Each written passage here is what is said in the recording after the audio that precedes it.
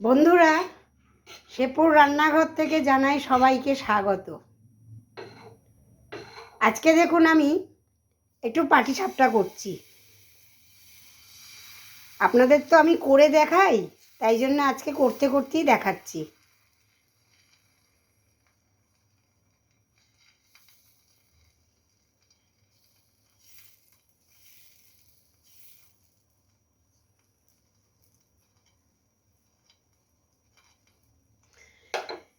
দেখুন, এই যে গুলেছি আমি, এই গোলানিটা হচ্ছে আমার এই মেজারিং কাপে আমি 3 কাপ ময়দা নিয়েছি। 140 গ্রাম কাপ এটা। 3 কাপ ময়দা নিয়েছি, 1.5 কাপ সুজি নিয়েছি, 200 মতন পাটালি গুড় নিয়েছি, তার সঙ্গে আবার 50-এর মতন চিনিও দিয়েছি। দিয়ে এই গোলানিটাকে গুলিয়েছি। দেখুন কালারটা কত সুন্দর এসেছে। পাটালি গুড় যেহেতু দিয়েছি সেই জন্য কালারটা এত সুন্দর এসেছে। আমি এখন কিছুটা নারকেল দিয়ে করছি, তারপরে আবার খোয়া ক্ষীর দিয়ে কিছুটা করব।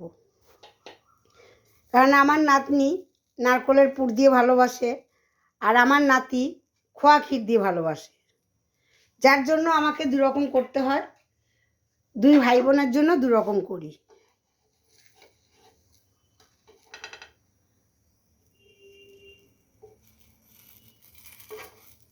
দেখুন কত সুন্দর উঠেছে। দেখুন